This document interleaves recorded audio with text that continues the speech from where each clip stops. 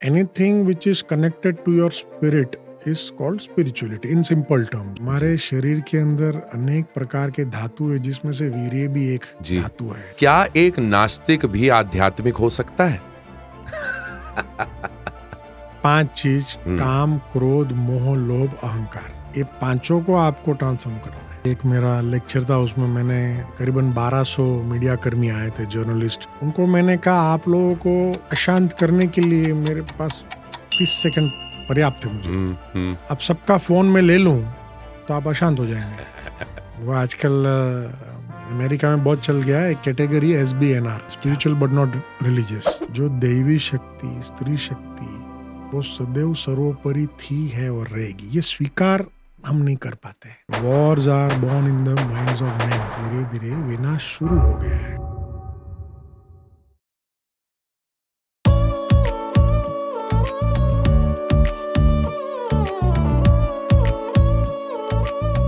धर्म या अध्यात्म, अपने अंदर के इनर पीस और बाहर दुनिया में अपने लाइफ के गोल्स को अचीव करने के लिए आखिर कौन सा रास्ता सही है? स्पिरिचुअलिटी, ये वर्ड आजकल सोशल मीडिया के जमाने में काफी ट्रेंड कर रहा है, लेकिन इस शब्द के पीछे की गहराई बहुत कम ही लोगों को पता है। लेकिन सवाल यही उठता है, आखिर स्पिरिचुअल कैसे बना जाता है? कहा गया है, बहु तेरे हैं घाट किन उतरो तो सही, यानी कि बहुत से मार्ग हैं आपके पास इस अध्यात्म की नदी तक उतरने के लिए, और आज जिस घाट हम उतर रहे हैं वहां पर राजयोग का मार्ग दिखाया जाता है। और राजयोग को हम सबके जीवन में लाने का काम किया है ब्रह्म कुमारीज ने, जो योग, मेडिटेशन और स्पिरिचुअल हीलिंग के जरिए पिछले 90 सालों से समाज की सेवा कर रहे हैं। इस संस्था से जुड़े लोग जो समाज को एक स्पिरिचुअल विजडम देते हैं, उन्हें ब्रह्म कुमारी या ब्रह्म कुमार कहा जाता है, जिनका जीवन त्याग, तपस्या और सेवा का प्रतीक है। लाइव भगवान पॉडकास्ट पर आज हमारे साथ हैं तपस्वी राजयोगी ब्रह्म कुमार निकुंज जी। राजयोगी जी प्रणाम। ओम शांति। कैसे हैं आप? शांति, बहुत बढ़िया। वैसे आपके चेहरे की ये जो मुस्कान है ये काफी इन्फेक्शियस है, हर किसी के चेहरे पे वो फैल जाती। इस प्रसन्नता का राज क्या है? कैसे रखते हैं अपने आप को इतना प्रसन्न? तो हम कहते हैं कि यदि आप किसी भी प्रकार की आश नहीं रखोगे जीवन में जी, तो कभी निराश नहीं होगे। वाह वाह वाह। तो जो आश रखते हैं वो निराश रहते हैं, उदास रहते हैं जी। तो इसीलिए प्रवचन में भी हम हमेशा कहते हैं कि इच्छा अच्छा बनने नहीं देती। इच्छा अच्छा बनने नहीं देती। अच्छा बनने नहीं देती। तो इंसान को यदि चाहिए कि वो सदा खुश रहे, सदा प्रसन्न रहे, तो जो हो रहा है उसको साक्षी भाव से, जिसको हम कहते हैं साक्षी दृष्टा, जी जी जी। उस भाव से आप देखते रहो। हो सकता है आपका मन चाहा कोई काम न हो रहा हो, मान लीजिए परिवार में आप हो, आपकी मनचाही बात मानी नहीं जा रही है या हो नहीं रही है, ठीक है, लेट गो करने का सीखना चाहिए तो प्रसन्न रहेंगे। वाह वाह। जैसे अभी आपके पास अभी आ रहे थे, जी जी जी।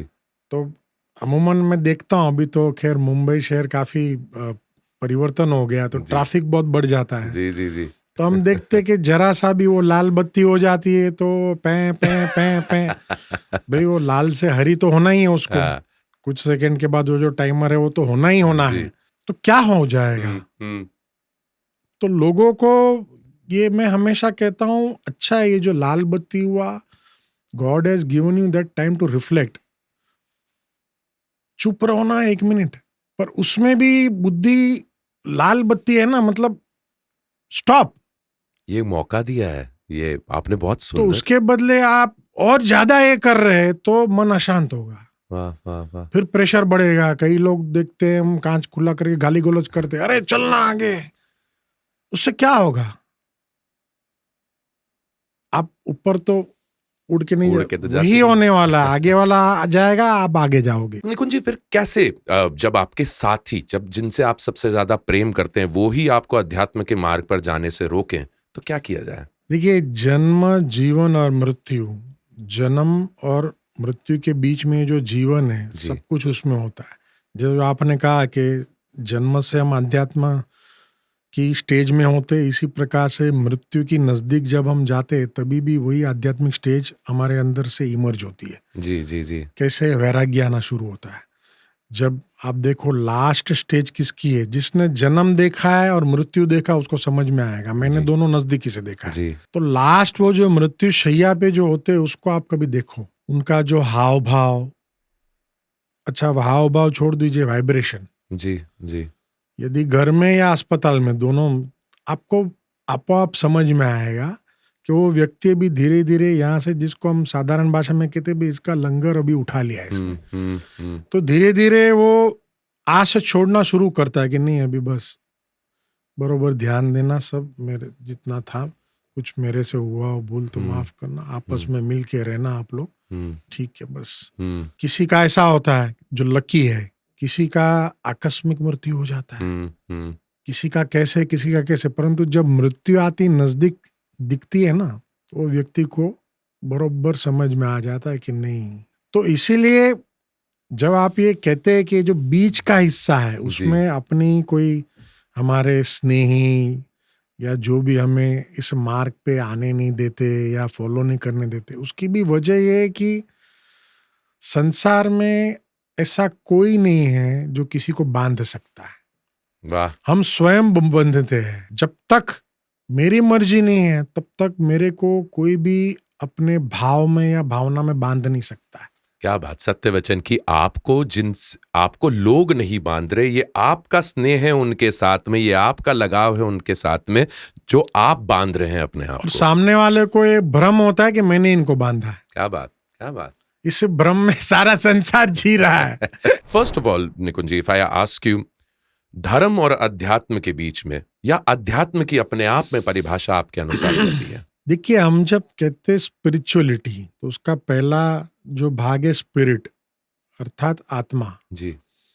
Anything which is connected to your spirit is called spirituality in simple terms. जी। जबकि हम कहते हैं धर्म जो है उसकी बड़ी व्यापक परिभाषा है। धर्म अनेक प्रकार के होते हैं। जी। हम केवल धर्म को ये ना समझे कि भाई 4-5 प्रकार के धर्म है वही है, नहीं। पिता का भी धर्म है, माता का भी धर्म है, पुत्र धर्म है, पुत्री धर्म है, जहां जहां संबंध है वहां वहां धर्म है।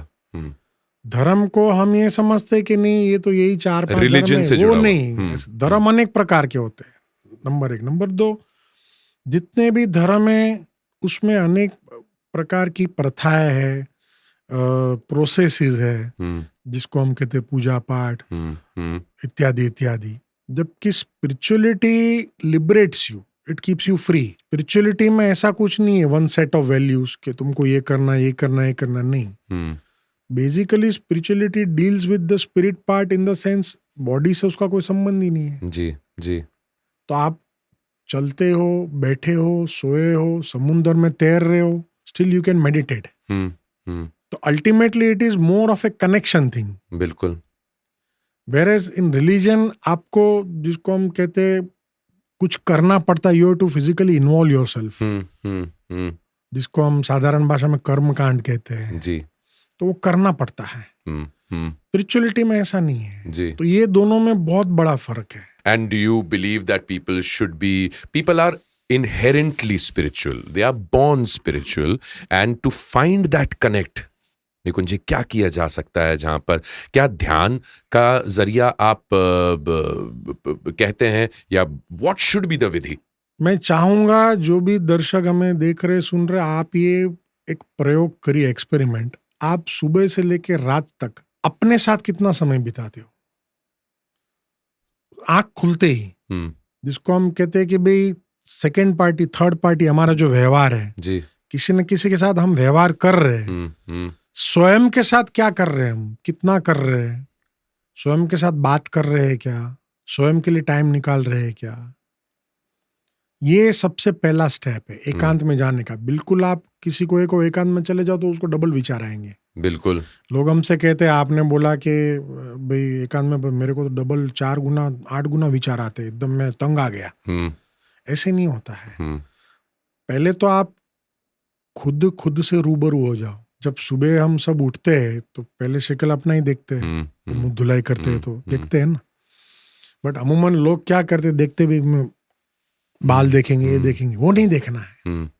खुद की आंख में आंख डालिए, क्या दिखता है? आज नहीं दिखेगा, कल दिखेगा। 8 दिन के बाद दिखेगा, कुछ तो दिखेगा। पर लगे रहो। कई बार लोग कहते हैं आपने बोला कुछ हुआ नहीं, हम्म अरे करो, प्रैक्टिस मेक्स मैन परफेक्ट। हम्म तो कुछ तो कभी दिखेगा। तो पहले खुद से खुद की पहचान कराओ, उसके बाद आपकी यात्रा शुरू होती है। So true Nikunj ji, because मेरे ख्याल से वहीं पर almost 90% of the people are stuck कि हम एक तो आदी हो गए हैं सभी के, निर्भर हो गए हैं सभी पे। लोग उठते से ही सबसे पहले मोबाइल स्क्रोलिंग करना शुरू कर देते हैं। आपको आदत पड़ी कि नहीं? आप नहीं? मेरे पास तो मोबाइल ही नहीं है। क्योंकि आजकल लोगों को बस स्क्रोल करने की आदत पड़ गई। उसको कहते हैं डूम स्क्रोलिंग, कि मतलब जब तक के संसार समाप्त नहीं हो जाता वो डूम स्क्रोल करता जा रहा है। एक तरीके से ड्रग है, घुस गया है उसके अंदर वो। What do you think about people who have just gotten stuck to the, क्या कहते हैं, मोबाइल का जो एक एडिक्शन हो गया है? देखिए, हमारे पास माउंट आबू में हर साल मीडिया कॉन्फ्रेंस हम करते हैं। जी। हाल ही में 1 हफ्ते पहले ये भी पूरा हुआ जी। और वहाँ पे एक मेरा लेक्चर था, उसमें मैंने सारे भारतवर्ष से और नेपाल से करीबन 1200 मीडिया कर्मी आए थे, जर्नलिस्ट, एडवर्टाइजिंग वगैरह वगैरह सब चैनल से। उनको मैंने कहा आप लोगों को अशांत करने के लिए मेरे पास 30 सेकंड पर्याप्त थे मुझे। अब सबका फोन में ले लूं तो आप अशांत हो जाएंगे, अस्वस्थ हो जाएंगे। बिल्कुल। मैंने इसके ऊपर 2 कॉलम लिखे, एक इंडियन एक्सप्रेस के लिए लिखा है, फ्री प्रेस के लिए, डिजिटल डिटॉक्स। इसके ऊपर यदि हम ये देखें कि टेक्नोलॉजी वो तो बनाई इंसान नहीं जी, तो टेक्नोलॉजी अगर बनाई तो हमारा जीवन सहज करने के लिए बनाई। तो उस दृष्टिकोण से देखने जाए तो मोबाइल जो बनाया वो एक आज टेक्नोलॉजी की सबसे बड़ी सौगात है। तो कनेक्टिविटी, कम्युनिकेशन, कोलैबोरेशन, ये सब उससे सहज हो गया, तो खुश होना चाहिए अपने को। बिल्कुल। बजाय उसके आज लोग बीमार पड़ रहे, cervical spondylosis, neuromuscular tension body में बढ़ रहे, छोटे बच्चों के चश्मे आ रहे हैं। बिल्कुल। ऐसा क्यों? अगर हमारे सुख के लिए वो चीज बनी है तो हम सुखी होने चाहिए। तो इसका सिंपल सरल उत्तर ये है कि किसी भी चीज का अतिरेक जो है वो विनाश का कारण बनता है। बिल्कुल। जैसे शक्कर है, अच्छा है वो, पर सारा दिन शक्कर खाओगे तो क्या होगा? तो इसी प्रकार से पर्याप्त मात्रा में संयमित रूप से आप कोई भी चीज इस्तेमाल करो, उसमें कोई दिक्कत नहीं है। वो मैं जब बोल रहा था, वो एक पत्रकार ने खड़ा किया, दिल्ली से आए थे जी, तो हम छोड़ दे ऐसा। अरे। मैं बोला मैं तो कुछ बोला नहीं आपको, मैं कौन होता हूँ आपको कहने वाला जी। परंतु पर्याप्त मात्रा में संयमित रूप से आप कोई भी चीज इस्तेमाल करेंगे, जैसे कुदरत ने कहा है कि आपको 6 से 8 घंटा सोना है। जो ही सूरज ऊपर आया, उजाला आया तो सब लोग उठ जाते हैं। आप भी उठते हो ना, सब उठते हैं। तो इसी प्रकार से जिस चीज का इस्तेमाल जितना होना चाहिए उतना करना चाहिए। बट जब लोग अतिरेक, अर्थात इसको आध्यात्मिक या धार्मिक भाषा में कहेंगे मनोविकृति, बिल्कुल, ये एक प्रकार की ये भी विकृति बन गई लोगों की, कि बाथरूम में भी लेके जाते हैं, तकिए के नीचे रख के सोएंगे। और मैं देखता हूँ कि कई लोगों को जो इसकी बार बार वो घंटी बजती है उससे उनको स्ट्रेस भी आ जाता है। कुछ पता नहीं, किसी के साथ कुछ झगड़ा हो गया या किसी 2 प्रेमी का आपस में कुछ हो गया, मैसेज आया नहीं, उसका आया नहीं, तो वो एंजाइटी लेवल्स बढ़ जाते हैं। तो ये सब सुख के तो निशानी नहीं है। So you clearly say mobile detox is a thing one should. नहीं, डिजिटल किसी detox. भी प्रकार की इलेक्ट्रॉनिक वस्तु से आपको अपने आप को ज्यादा समय तक दूर रखना चाहिए। जरूरत है तब तक आप भले इस्तेमाल करें। तो हमारे लिए, जो आध्यात्मिक लोगों के लिए हम ये कहते हैं, जो हमारे स्टूडेंट्स हैं उनको मैं कहता हूँ, ऐसा कोई भी साधन जो आपकी साधना में बाधा रूप बने वो साधन काम का नहीं। क्या बात। साधन बने हैं आपके लिए, बेशक साधना में विघ्न बने तो वो जरूरत नहीं है अपने को। सत्य वचन, सत्य वचन। निकुंज जी, tell me about Brahma Kumaris, what is the philosophy? तो देखिए, प्रजापिता ब्रह्मा कुमारीज ईश्वरीय विश्वविद्यालय, Brahma Kumaris world spiritual university नाम से प्रचलित संस्था है। करीब 90 साल पुरानी संस्था है। The only organisation in the world which is being totally managed by women. बहनों के द्वारा संचालित ये संस्था है एंड 142 कंट्रीज वर्ल्ड वाइड में इसकी ब्रांचेस और सेंटर्स है। और सिंपल है, ये राजयोग मेडिटेशन सिखाते हैं जिससे आपका तन और मन शांत रहे। और सबसे बड़ी बात ये है कि निःशुल्क है, कोई फीस नहीं ली जाती है किसी भी प्रकार से।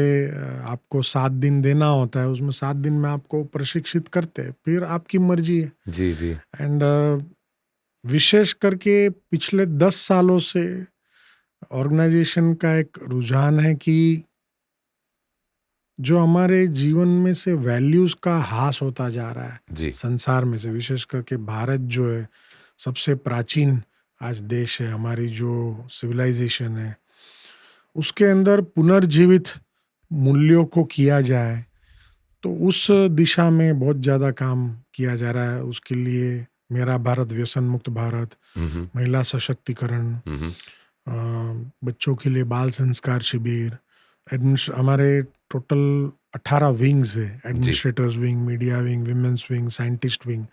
तो इन सभी क्षेत्र के लोगों को वहाँ माउंट आबू बुला करके 3 दिन का रिट्रीट की जाती है और वो अपने क्षेत्र में कैसे इन मूल्यों को पुनर्जीवित करे उसके लिए उनको ट्रेनिंग दी जाती है। कारगिल में और जहाँ भी बॉर्डर एरियाज है वहाँ पे रेगुलर भी हमारे कोर्सेज चल रहे हैं। निकुंज जी, आपने माउंट आबू के बारे में बताया, आपने ब्रह्म कुमारीज के बारे में बताया, राजयोग के बारे में बताया। क्या ये हमारे जिस प्रकार का योगा हम जानते हैं, योग को हम समझते हैं, क्या ये उसी श्रेणी में है? देखिए, राजयोग एक प्रकार का मेडिटेशन है, परंतु इसकी वैशिष्ट्य ये है कि ये ओपन आई मेडिटेशन है। अमूमन विश्व भर में जिस भी प्रकार के मेडिटेशन या ध्यान सिखाए जाते हैं उसमें कहा जाता है कि आप नेत्र बंद करिए जी।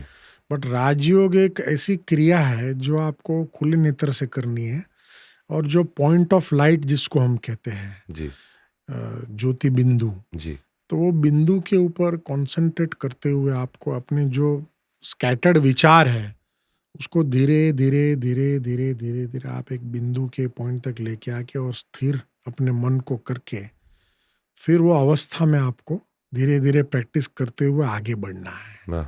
जिसको आज साधारण भाषा में कहते हैं एक शून्य स्टेज जी, कि आपके मन में और कोई विचार फिर उत्पन्न हो ही नहीं, जैसे आप एक प्रकार से अशरीरी अवस्था का अनुभव करो जी, आउट ऑफ बॉडी एक्सपीरियंस बनाए, ध्येय में मैं हुई नहीं। सबकॉन्शियस स्टेज में भी जब आप सोते हो तभी भी विचार आते हैं, बिल्कुल। तो जब हम ये शब्दार्थ जो है वो समझिए आप, मुझे विचार आज आया, विचार आते हैं मतलब कोई आ रहा है ना, जैसे मेहमान आए, आपने दरवाजा खोला तो आएंगे ना, बंद रखेंगे तो चला जाएगा, बेल मारेंगे खोल ही नहीं रहा आप, चला जाएगा। शब्दार्थ है ना, आज मुझे एक विचार आया जी, आज मेरे को ऐसा लग, तो वहां से या कहीं से भी आ रहा है जी, तो हम ये कहते हैं कि जब आप राजयोग की प्रक्रिया में खुद को स्थित करते जी, उतने समय तक उसको हम वेटिंग में रखते हैं, ठहरो भाई, बिजी। फिर वो जब पूरा होता है तब आपकी वो जो स्टेज है वो इतनी पावरफुल होती है कि एक साथ समझो 100 विचार आ गए ना, तो आप उसको, हाँ भाई क्या है तुम्हारा, चलो भाई आगे जाओ। You are much more capable to handle them. लोगों को आज प्रॉब्लम ये है कि मेरे को इतना सब विचार ना, मेरे को ना चक्कर आने लगते हैं क्योंकि आपके अंदर शक्ति नहीं है जी। अभी परसों ही मैंने एक प्रवचन में कहा, लोग हमको कहते बस हमको नहीं बोला, हमारा कैपेसिटी नहीं सुन सकते हम तो हम कहते हैं कि भाई तेरा वो जो एक्स्ट्रा 90 किलो का जो वजन है वो तो उतारो, किधर है वजन, किधर है, नहीं इधर जो वजन है उसको पहले नीचे उतारो, फिर हम सुनाते आपको। यहाँ ना सब बहुत वजन लेके, किधर जगह ही नहीं, किधर वजन है, कहाँ है ना जी, बट सारे दुनिया का वजन सबने इधर लेके बैठे हैं जी, तो ये इधर का वजन 6 फुट के आदमी को भी डाउन कर देता है। बिल्कुल बिल्कुल। तो इधर से लाइट होना है, उसकी प्रक्रिया राजयोग है। बहुत सुंदर, बहुत सुंदर। और आपने ब्रह्मचर्य के बारे में बात की है निकुंज जी, जिस प्रकार आपने बताया कि ब्रह्मचर्य का द्वार जो पार कर जाता है उसके जीवन में भी एक अलग बदलाव आने लगता है। ब्रह्म कुमारीज या ब्रह्म कुमार जो है वो ब्रह्मचर्य का पालन करते हैं, इस पर आपके विचार? देखिए, हमारी जो ऋषि परंपरा है जी, जो गुरु शिष्य परंपरा है, यदि आप देखिए, आपने तो माइथोलॉजिकल सीरियल का जिक्र किया, प्रभु श्री राम या श्री कृष्ण, जो हमने उनका सुना जब वो जाते थे गुरुकुल में पढ़ने के लिए, हमारे शास्त्रों में, वेद उपनिषदों में भी वर्णित है कि विद्यार्थी काल है जब तक, जी, until you are studying, you have to be in ब्रह्मचर्य। अब अगेन शब्दार्थ और भावार्थ, यदि उसका भावार्थ हम ले तो यह होगा कि जब ज्ञान अर्जित करने की एक अवस्था है, अर्थात स्टडी करना है मुझे या ज्ञान अर्जित करना है, उस अवस्था में मेरे को और कोई प्रकार का व्यवधान या विघ्न नहीं आना चाहिए। तो इसीलिए कहा जाता है ब्रह्मचर्य में रहे। तो इसीलिए जो ब्रह्मचर्य का, जैसे कहा, जहां तक ज्ञान अर्जित करने की स्टेज है तब तक ब्रह्मचर्य इज गुड, नंबर 1। नंबर 2, हम ये कहते हैं कि शरीर के अंदर एनर्जी है, ये तो हम कहते हैं ऊर्जा है जी। अब उस ऊर्जा का उपयोग आप कैसे करते हो ये आपके ऊपर है। हमारे शरीर के अंदर अनेक प्रकार के धातु है, जिसमें से वीर्य भी एक धातु है, जिसको जीवन शक्ति कहा गया है। जी जी।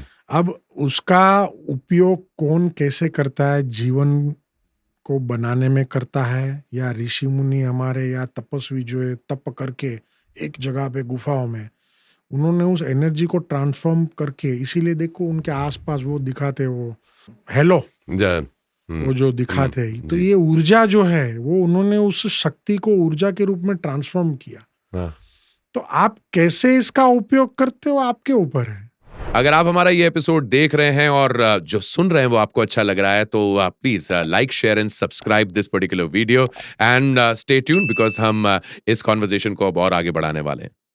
आपने बिल्कुल सही कहा, वासना की बात करी हमने निकुंज जी, क्रोध की बात कर रहे हैं हम इस वक्त की, किस प्रकार the frustration of not achieving what you wanted to achieve in life. Maybe the student wanted A grades and he got B, somebody wanted a promotion और उसको वो promotion ना मिला, जीवन में करियर में जिस प्रकार वो जाना चाहता था, तो वो जो एंगर है, वो जो frustration है, to be able to convert that energy also, does it fall in the same category as काम वासना? तो हम कहते हैं 5 चीज, काम, क्रोध, मोह, लोभ, अहंकार, ये पांचों को आपको ट्रांसफॉर्म करना है।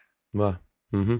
अब जहाँ तक सक्सेस की बात है, अभी मैं गुजरात अभी गया था, तो बहुत सारे यूनिवर्सिटीज में गया था, वहाँ पे अनेक बच्चों ने ये प्रश्न किया, तो मैंने उनको सिंपल एक प्रश्न किया जी, जब तुमने जन्म लिया सीधा 100 मीटर रेस स्टार्ट कर दिया दौड़ने का? बोला नहीं।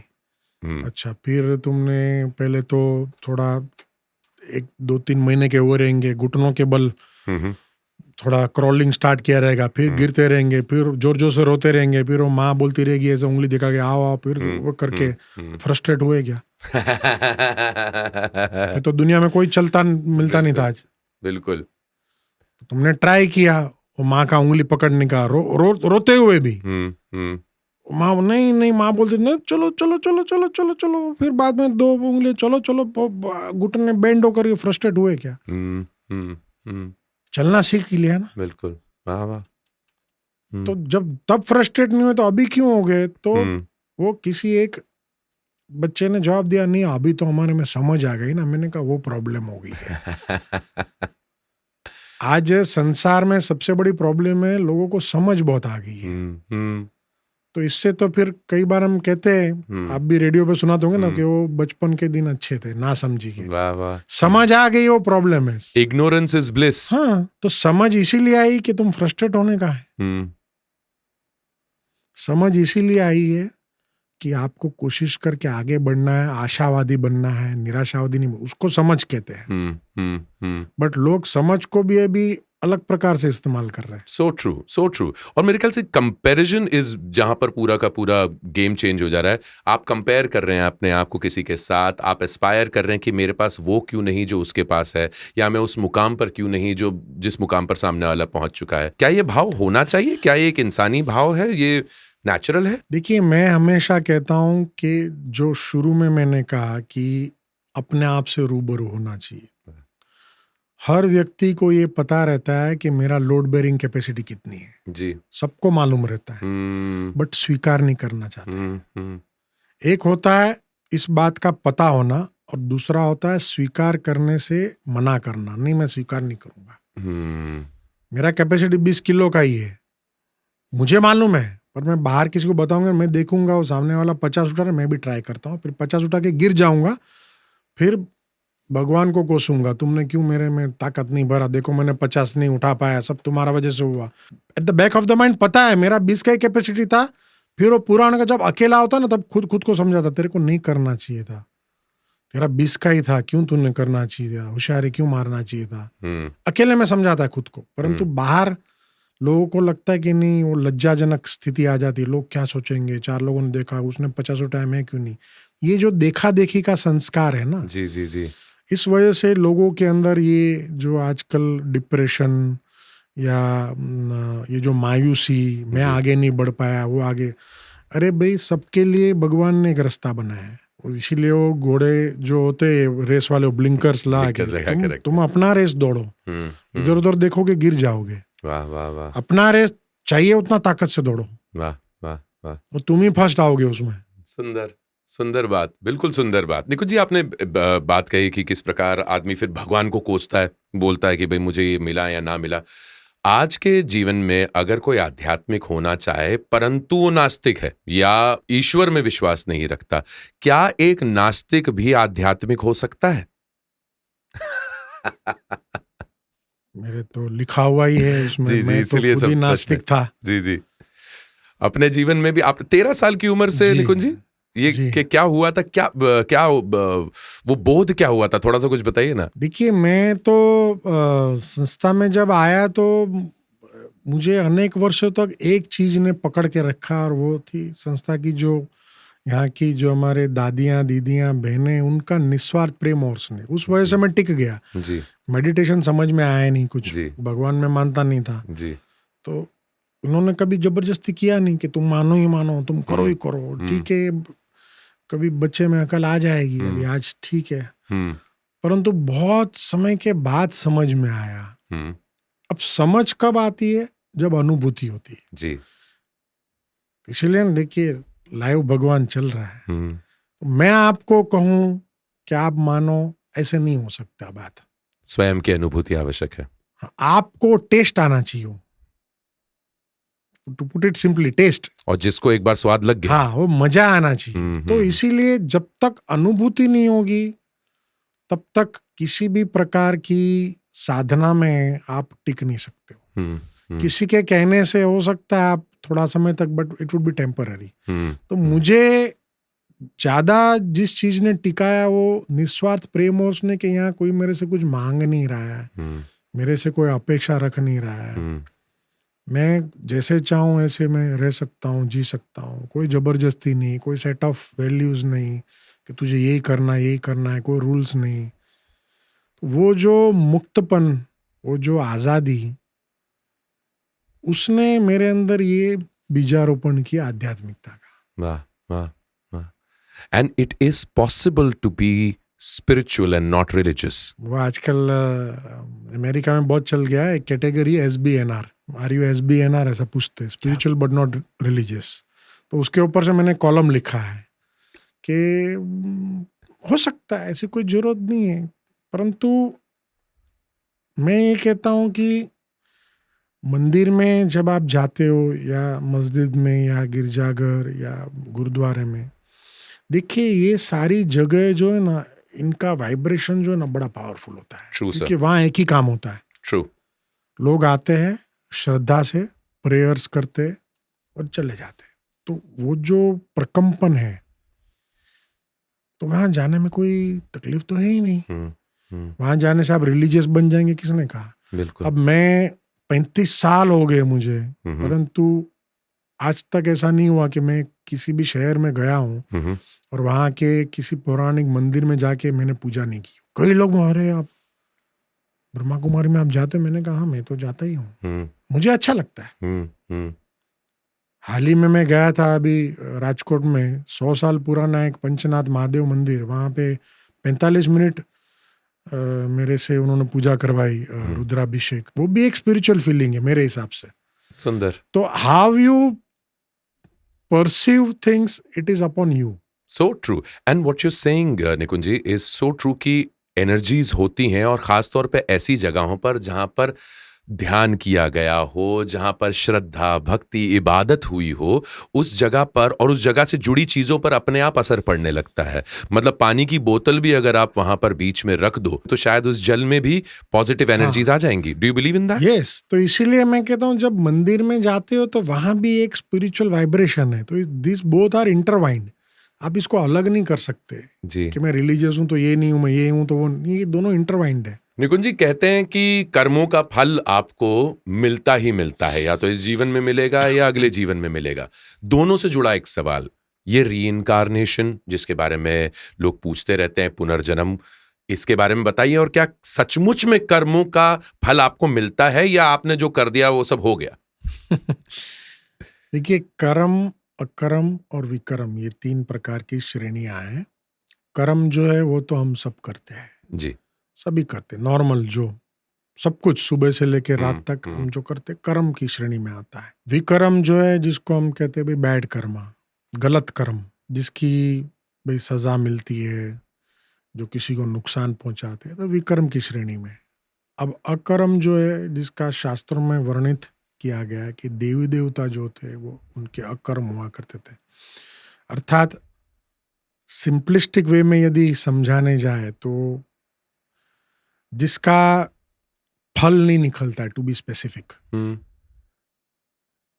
जो आज कर्म का भी फल निकलता है, विकर्म का भी निकलता है, बट अकर्म जो है देवी देवता के जो अकर्म होते थे तो उसका इन स्पेसिफिक ऐसे जिसका कोई फल नहीं निकलता है, नीदर गुड और बैड श्रेणी में आप उसको नहीं ला सकते, इसीलिए भी कहते हैं अकर्म। वो देवी देवताओं के कर्म जो थे वो अकर्म कहलाए जाते थे। मान लीजिए मैंने आपको मदद किया जी, तो उसका मुझे फल मिलना ही है। मान लीजिए मैंने आपको धक्का दे दिया तो उसका भी मुझे फल मिलना ही है। तो इट इज इनएविटेबल, मिलेगा ही मिलेगा। ये ऑटोमेटिक प्रोसेस है, इसमें किसी की हस्तक्षेप नहीं हो सकता है। कोई ये नहीं कह सकता है मेरे को मदद करो ना, मैं इतना पूजा पाठ कर लूं, नहीं। It is like automatic accounting चल ही रहा है ये। तो ये प्रोसेस है, इसमें हस्तक्षेप नहीं हो सकता है। कई लोगों का एक आर्ग्यूमेंट रहता है कि भाई हम देखते बहुत सारे लोग जो है वो उनका चरित्र जो है बड़ा भ्रष्टाचारी होता है, सभी को नुकसान पहुंचाते हैं, उनको तो कुछ हो ही नहीं रहा है। और बेचारा कोई सीधा साधा है जो गरीब है, उसको बड़ा बड़ा बीमारियां हो रही है, तकलीफें आ रही है, ऐसा क्यों? तो तब आपका जो सेकंड प्रश्न है कि हम सभी को इवन इस जन्म का भी पूरा याद नहीं है कि मैंने क्या क्या किया है। तो पूर्व जन्म में क्या क्या किया रहेगा वो तो किसी को पता नहीं। अब कितना कैरी फॉरवर्ड किसने किया है वो मालूम नहीं, जो है वो आज है। तो इसीलिए ये जो गूढ़ रहस्य है भूत, वर्तमान और भविष्य, तो लोग कहते हैं नहीं फिर ये तो फिर इनजस्टिस है ना, ये भगवान हमारे साथ इनजस्टिस कर रहे हैं। पहले का मेरे को क्या मालूम मेरा बरोबर कैरी फॉरवर्ड हुआ कि नहीं, बैलेंस शीट चेक करवाओ। तो मैंने कहा नहीं, पता चलता है, ऐसे पता चलता है कि हम देखते कई लोग ऐसे हैं जो दुख में भी खुश है।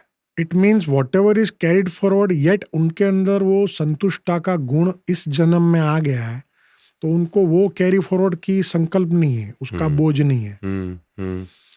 कई लोग जो है वो अथाह सुख में भी दुखी है, तो उसका वो कैरी फॉरवर्ड जो हुआ है पर इधर इस जन्म में गुण धारण नहीं किया, तो उसको ये सुख का भी महसूसता नहीं है। तो इसीलिए ये मत कहिए कि भगवान ने कैसे इंजस्टिस, नहीं, तुमको समझ नहीं है ये बोलो, वरना कैरी फॉरवर्ड क्या हुआ और क्या होगा वो भी समझ में आता है सबको। तो जब हम ये कहते हैं कि देखिए भूतकाल अर्थात भूत, भूत से सब डरते, तुम पीछे मत देखो। पुराने पिक्चर का गाना था, मुड़ मुड़ के ना देख, मुड़ मुड़ के पीछे देखने का आदत बहुत है लोगों में, तुम आगे देखो। अब भविष्य में क्या होगा तुम्हें मालूम नहीं, तुम्हारे हाथ में वर्तमान है। जो तुम्हारा आज का वर्तमान है वो कल का भविष्य होगा और वही वर्तमान भूत बन जाएगा। जी जी। तो है वो आज है, जो है वो आज तो है। आज के ऊपर थोड़ा कॉन्सेंट्रेट करो, तो आपका कैरी फॉरवर्ड का जो हिसाब है वो भी बरोबर होगा। आपने एक अच्छे गाने के साथ एक्सप्लेन किया, वही गाना है ना कि आगे भी जाने ना तू, पीछे भी जाने ना तू, जो भी है यही इस पल में है।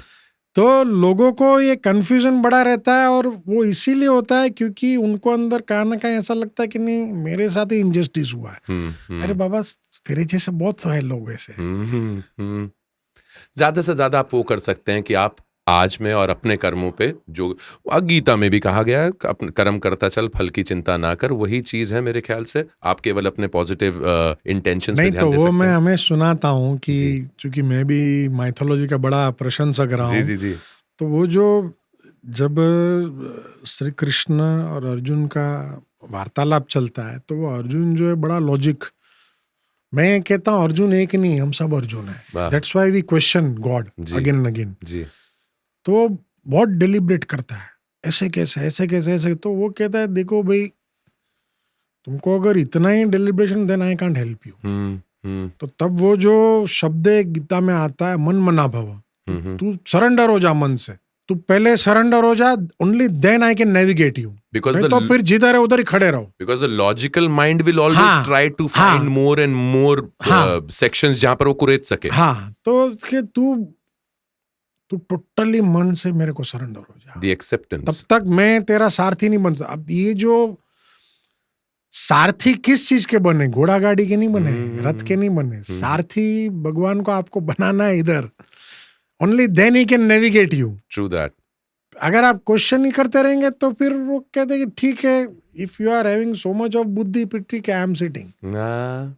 सच बात। और ऐसे बहुत हैं, और बहुत हैं जो यहाँ पर मेरे ख्याल से for them also it's their own journey. मेरे ख्याल से लॉजिकल माइंड का भी अपना एक जर्नी है, कहीं ना कहीं पर जाके तो वो लॉजिकल माइंड भी सरेंडर होगा ही होगा। हम ये नहीं कहते सरेंडर होना चाहिए नहीं होना चाहिए। देखिए, जब आप मार्ग ढूंढ रहे हो, ये ऐसी बात हो गई कि भाई जैसे आप किसी खाई में गिर गए, तब आपको उस घड़ी क्या ज्यादा इंपॉर्टेंट है, कोई मेरे को आके बचा ले, तब लॉजिक इंपॉर्टेंट नहीं है, सत्य वचन, कोई मेरे को हाथ देवे, बस। तो ये इंपॉर्टेंट है। True that. निकुंज जी, प्रलय की चर्चा होती है, डूम्सडे की चर्चा होती है, कयामत की चर्चा होती है। ऑलमोस्ट एवरी रिलीजियस बुक ले लें, ग्रंथ ले लें, कहीं ना कहीं इसका वर्णन जरूर हुआ है। What is प्रलय? Is it around the corner? Is everything gonna end?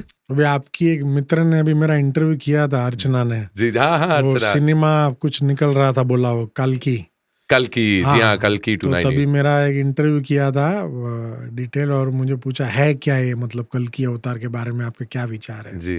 देखिए, डूम्सडे, प्रलय इत्यादि इत्यादि, विनाश, यदि आप गौर से अपने इर्द गिर्द देखें, अब की बात नहीं कर रहा हूँ, लगभग पिछले 10 साल से, तो धीरे धीरे धीरे धीरे धीरे धीरे धीरे धीरे विनाश शुरू हो गया है। अब किस चीज का, दैट इज इम्पोर्टेंट। देखिए, विश्व बहुत बड़ा है, ये तो ऐसा तो नहीं है कि भी एक बटन दबाया चलो सब छू हो गया, ऐसे संभव नहीं है। जिस प्रकार से स्थापना होने में भी समय लगा ना, आज एक मकान बनता है, पहले फाउंडेशन लगता है, फिर धीरे धीरे आपके शहर में, मुंबई में रीडेवलपमेंट होता है ना, एक दिन में तो बिल्डिंग गिरते नहीं ना, मजदूरों को बुलाते हैं, थोड़े से थोड़े उसको गिराने को भी टाइम लगता है ना, जी जी बिल्कुल, एक बिल्डिंग को। तो ये तो इतना बड़ा आज विश्व है, एक दिन में नहीं होता है, परंतु शुरू हो गया, ये मैं कह सकता हूँ। प्रलय शुरू हो गई है?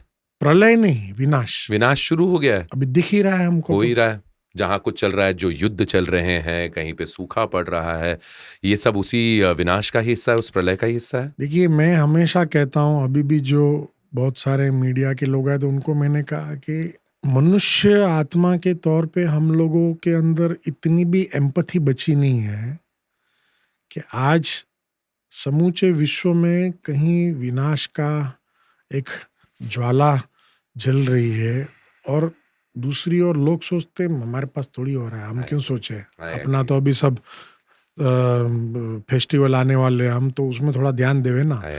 तो थोड़ा तो आज हम भी इस मनुष्य झाड़ के एक पत्ते हैं, वो भी हमारे भाई बहन ही हैं। आप कुछ नहीं कर सकते, कम से कम उनके प्रति इतना तो भाव रखिए कि आज कोई बेचारा रात में सोया रहेगा, अचानक उस बम फूट गया और उसका देह छूट गया, तो ये आकस्मिक मृत्यु हो गई, उनको पता ही नहीं, ना जाने मन में क्या रहेगा, किसी का बच्चा रहेगा कि कोई बच्चा माँ के साथ सोया रहेगा, किस संकल्प से उन्होंने देह छोड़ा रहेगा। और जब ऐसे देह छूटता है एज पर हमारे ग्रंथ या even for that matter spirituality, ऐसी आत्माओं को फिर बॉडी नहीं मिलती, तो जाएगी कहाँ वो। तो थोड़ा तो हमें दिल में ये भाव रखना चाहिए कि नहीं, आज जो भी इनके साथ हुआ है बेचारे आज अपने स्थान पे पहुंच जाए, गंतव्य स्थान तक। ये भी नहीं हम रख सकते हैं एक मनुष्य होने के नाते।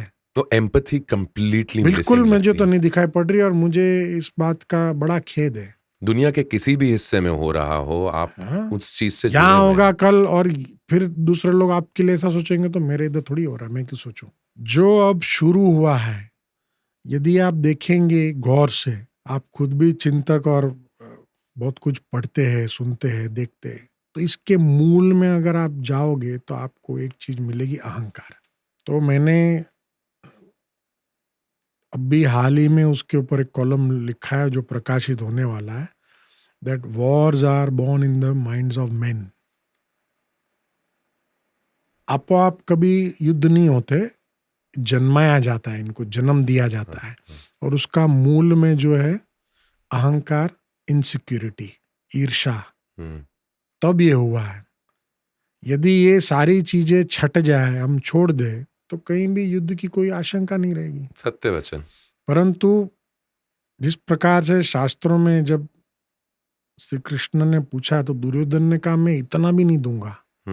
इसको कहा भाई रहने दो, ये युद्ध वगैरह तुम इनको इनका हक का दे दो, मैं इतना भी नहीं दूंगा। अहंकार। तो प्रत्येक युद्ध के मूल में अहंकार, मैंपन, ये है। अहंकार से मुक्ति यानी युद्ध से मुक्ति हो सकती है अगर ऐसा देश और दुनिया के हर कोने में कम से कम ये इतनी सी बात और इस भाव पर लोग उतर जाएं तो। खैर निकुंज जी, आखिरी दो प्रश्न है आपके लिए। हम डिवाइन फेमिनिन एनर्जी की बात करते हैं। ब्रह्म कुमारी तो नाम से ही सुनाई देता है कि किस प्रकार वो एक दैविक शक्ति को और नारी को कितनी इज्जत बख्शते हैं। इस डिवाइन फेमिनिन एनर्जी के बारे में first of all I'd like to know from you, and that leads me to my next question about women's equality in the country, in the world, जिसके बारे में आजकल सबसे ज़्यादा बड़ी जोर शोर से बातचीत चल रही है। देखिए, मैंने जेंडर इनइक्वालिटी पे भी बहुत लिखा है, बहुत गहराई से लिखा है, और आज हम जब विशेष करके भारतवर्ष में किसी भी सार्वजनिक कार्यक्रम में पहले क्या बोलते हैं, बोलो भारत माता की जय, वंदे मातरम, लास्ट में भी बोलेंगे। और संजोग से भी नवरात्रि भी चल रही है। मैं देखता हूं कि हर घर में माँ है, बेटी है, बहन है, ये जानते भी है हमने जन्म कहाँ से लिया, अर्थात हमारा आने का स्थान, ये भी हम समझते हैं। सब कुछ समझते हुए, जानते हुए भी हम ये चीज स्वीकार नहीं कर पाते कि हाँ, जो दैवी शक्ति, स्त्री शक्ति, वो सदैव सर्वोपरि थी, है और रहेगी, ये स्वीकार हम नहीं कर पाते। और इसीलिए मुझे ये कहने में कोई मतलब मैं अतिशयोक्ति नहीं है, मैं ये कह रहा हूँ कि हमारा समाज कल भी पितृसत्तात्मक था, आज भी है, और शायद कल भी रहेगा। उसका वजह यह है कि जब तक हमारी माताएं, बहनें, उनके अंदर का स्वाभिमान जागृत नहीं होगा, तब तक ये सिचुएशन चेंज नहीं होगी। ये जो हम इनइक्वालिटी की बात करते हैं, या for that matter inequality at work spaces, ये तब तक नहीं चेंज होगा जब तक एक महिला अपने अंदर स्वाभिमान को जागृत नहीं करेगी। क्योंकि जो मैंने लेख लिखा है उसमें मैंने लिखा है, इसका मूल कारण है गलत परवरिश। एक घर में एक भाई और एक बहन होते, तो वो जो माता जी होती है वो बेटे को कहती तुम जाओ अभी खेलने जाओ, जब तक खाना तैयार हो जाएगा तुमको बुलाएंगे, और बेटी को कहती है तू उधर चूल्हा चौके में मदद कर, शादी करके जाएगी, घर का नाम खराब करेगी क्या ससुराल में। तो ये जो चीज है पहले से बुद्धि में बिठाई गई कि तुम जो है कोमल हो, तुम नाजुक हो, तेरे जो बाहर नहीं जाना है खेलने, तू अंदर ही रहो। पहले से वो एक प्रोटेक्टिव एनवायरनमेंट में तुझे यही करना है, चूल्हा चौकी करना है, तुम तो पराई अमानत हो, 18 की हो जाओगी चली जाओगी तुम तो। ये जो है ना पहले से हमारे घर में, इसको चेंज होना जरूरी है। देखिए, देह का स्वरूप अलग है, परंतु प्रत्येक व्यक्ति को अपनी मर्जी के हिसाब से अपना जीवन व्यापन करने की छूट मिलनी चाहिए। प्रत्येक व्यक्ति को अपनी मर्जी के अनुसार अपना करियर चुनने का भी छूट मिलनी चाहिए। उसमें लड़का लड़की का क्या बात आ गई। तो समाज के तौर पे हम भले तकनीकी तौर पे कितने भी मॉडर्न बन जाए, बड़े बड़े कांच के मकान में रहना शुरू हो जाए, पर सोच में अभी तक भी हम वही, हमारे दरिद्रता है। But do you think that change is coming in, Nikunj ji? ये खास तौर पे इस पिछले कुछ सालों के अंदर equality for women, may that be in work place और may that be in society. देखिए, मुझे 21 बहनों ने बड़ा किया है। वाह। और इसीलिए मेरा जो वर्ल्ड व्यू है वो काफी विमेन सेंट्रिक है। पुरुष की तरह सोचना सीख नहीं पाया, क्योंकि बहनों ने, दीदियों ने जैसे मुझे बड़ा किया, तो उनकी नेत्रों से मैंने दुनिया देखा। तो मुझे बहुत बहुत कम दिख रहा है परिवर्तन। मैं देखता हूँ, बड़े खेद के साथ मुझे कहना पड़ता है कि सुशिक्षित घर के लोगों में भी डोमेस्टिक वायलेंस की बातें होती है। ये बड़ी दुखद बात है। सुशिक्षित बड़े बड़े पद पे जो विराजमान है लोग, उनके साथ भी ऐसा होता है। तो कहाँ ना कहाँ दर्शाता है कि अभी तक भी ये चीज के प्रति स्वीकृति नहीं है। सत्य वचन। और बस यही एक प्रार्थना और यही उम्मीद की जा सकती है कि जो एक हल्की सी लहर देखने को मिल रही है, हल्की बोल की, कम से कम हम बात तो कर रहे हैं इसके बारे में, उसका असर आने मैं तो बहुत करता हूँ। हाँ, बिल्कुल बिल्कुल क्रांतिकारी हूँ मैं इस विषय को लेके। और ब्रह्म कुमारी नहीं करेंगे तो कौन करेगा जब बात ही ब्रह्म कुमारी तो की मैं कह रहा हूँ, देखिए, पुरुष को शक्ति चाहिए तो वो माँ की उपासना करता है। बिल्कुल। जैसे मैंने कहा, हम कहते वंदे मातरम, वंदे पितरम तो नहीं कहते। जी जी जी जी। भारत माता की जय कहते, भारत पिता की जय तो नहीं कहते। बिल्कुल। तो सब कुछ जब हम कहते हैं, कथनी करनी एक नहीं है। हम जब कहते हैं तो करनी में भी आना चाहिए। वाह, करनी में भी आना चाहिए। बिल्कुल सही, केवल बातों तक के बात ना रहे। और बातों बातों में काफी बातें हुई निकुंज जी। तो आप अपने प्रवचन के दौरान लोगों के जब बैठते हैं साथ में, तो ये गायकी का शौक भी रहा हमेशा से, ये भक्ति रस में आया ये? नहीं, मुझे पुराने गाने बड़े पसंद है। और मैं समझता हूँ कि जितने भी ब्लैक एंड वाइट एरिना के जो सॉन्ग्स थे, उसमें जीवन का बहुत मर्म छुपा हुआ है। जो मैं तो जहाँ भी जाता हूँ रिक्वेस्ट करता हूँ रेडियो वालों को कि आप ऐसा कुछ कार्यक्रम शुरू करो जो ये आजकल के बच्चे हैं, कम से कम वो सुन के उसमें से सीखे कुछ। पुराने गानों के शब्दों में भी आपने ध्यान और आध्यात्मिकता ढूंढ ली? हाँ, बिल्कुल बिल्कुल। एक एग्जाम्पल? देखिए, जैसे मैं शहरों में जाता हूँ, मुझे कई लोग मिलने आते हैं, बड़ी बड़ी गाड़ियों में आते हैं और तैयार होके आते हैं, आशीर्वाद लेने आए आपका। बट मुझे लगता है कहाँ ना कहाँ अंदर से वो जैसे खोखले हैं, उनके अंदर कोई ना कोई एक जैसे कमी है, असंतोष है, सब कुछ है पर खुशी नहीं। तो उसमें हमारे प्रदीप जी का जो एक गाना है, पिंजरे के पंछी रे, तेरा दर्द न जाने कोई, तेरा दर्द न जाने कोई, बाहर से तो खामोश रहे तू, बाहर से तो खामोश रहे तू, भीतर भीतर रोए, हो भीतर भीतर रोए, तेरा दर्द न जाने कोई, तेरा दर्द न जाने कोई। क्या बात देखो जी, ये मेरे ख्याल से आप आने वाले समय में अगर और अपने गीत लोगों तक के पहुंचाए तो और भी आनंदमयी बात होगी। मैं इनफैक्ट इस एपिसोड के एंड में आपसे आज्ञा लेने के बाद निकुंज जी का ही एक गीत का एक छोटा सा वीडियो इन्हीं के इंस्टाग्राम पेज से निकाल के मैं लगा सकूंगा। मैं लगाता हूं ताकि आप निकुंज जी का गाना अच्छी तरीके से वहां पर भी सुने। मैं 2 गाने अक्सर जहां भी जाता हूँ वहां सुनाता हूँ। कौन सा? और मैं बड़ा भावुक भी हो जाता हूँ। जी। जहां भी मैं जाता हूँ, लगभग 25 साल से 2 गीत ये मेरे जीवन में मैंने, आप अनुमति दे तो मैं बिल्कुल। गम का बादल जो छाए तो हम मुस्कुराते रहे, गम का बादल जो छाए